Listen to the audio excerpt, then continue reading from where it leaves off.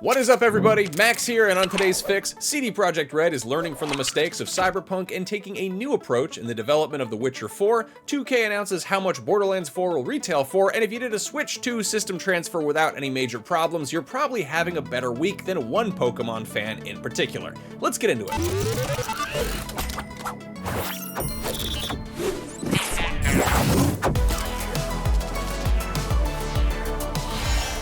One of the coolest game reveals of the summer so far has been CD Projekt RED's tech demo for The Witcher 4, shown off during Epic's State of Unreal 2025. It's probably worth noting, this is not the game itself, but rather a showcase of how the studio hopes the game is going to look when it eventually comes out.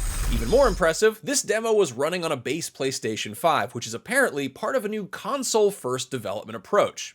Speaking to Digital Foundry, CDPR's VP of Technology Charles Tremblay explained, quote, "We always do PC and we push, and then we try to scale down. But then we had so many problems in the past that we tried to say, this time around, we really want to be more console-first development," end quote. This is, of course, alluding to the extremely rocky launch of Cyberpunk 2077, which was released for PS4 and Xbox One in December 2020, but was borderline unplayable if you were actually using a base model of either of those consoles, which of course resulted in Sony pulling the game from the PlayStation Store and then offering refunds, and CDPR apologizing and admitting that they, quote, "should have paid more attention to making it play better on PlayStation 4 and Xbox One."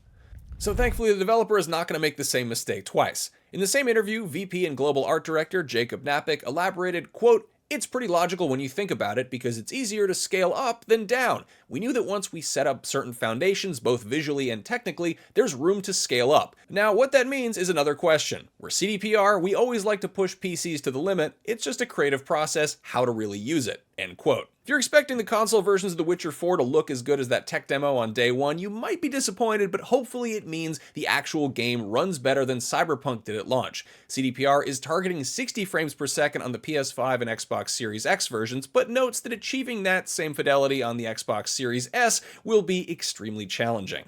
In general, this is good news for everyone. PC players by now should hopefully have some faith that CDPR is good to their word when it comes to improving the overall experience on that platform. The Witcher 3 has been getting a steady stream of free updates since it was released over a decade ago, the most recent of which allows for cross-platform support for fan-made mods.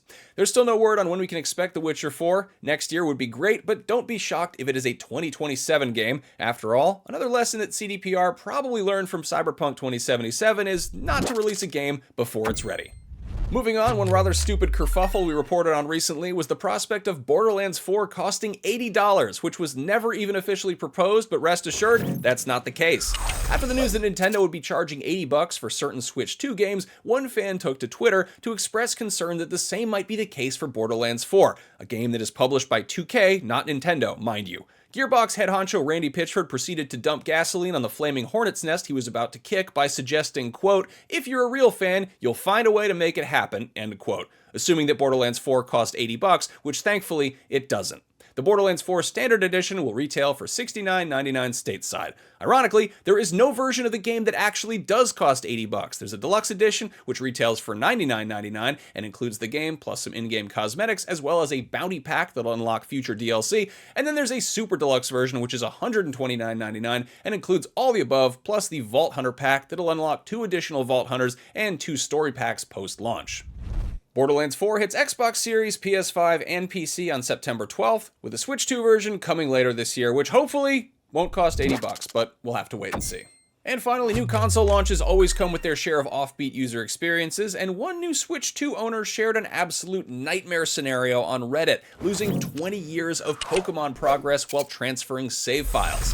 Posting on Reddit, ThatOtaku26 wrote, "I just got a Switch 2, did the startup and initial data transfer with no issues. My Scarlet save file is gone. It loads straight into the language selection and create a character screens. No data on my OLED, just all gone. There was no error in data transfer at all. It went fine. All my other Pokemon data is still there, but not Scarlet. I had monsters from my original GBA up to current on there. Literally 20 years worth of data. There's nothing I can do. I don't even know if I want to play anymore." Sadly, this user was not alone, and a few people shared similar experiences in the comments, with some saying they'd lost all their progress across multiple games. Of course, not everyone is sympathetic, with some pointing out that Otaku26 should have probably put all their Pokemon on the Pokemon Home app first to serve as a backup. So for anybody who's planning to grab a Switch 2, who has some Pokemon to take care of, let this serve as a cautionary tale. That is your fix for Monday, June 16th, 2025. For more on upcoming games, check out our preview of Pragmata. That's Capcom's long-awaited game that looks kind of like Death Stranding crossed with Vanquish and sounds pretty cool. If you're looking for more games to play right now, check out our IGN Live bundle over at Humble. For $10, you get Slay the Spire, Potioncraft, and Bloodroots. For $16, you get those 3 plus Art of the Rally, Old World, and Black Book. And for $22, you get those 6 plus War Tales and The Medium. That is a lot of great games for a great price, and it supports a great cause. You'll find that over at humble.com. And for everything else, you'll find that right here on IGN.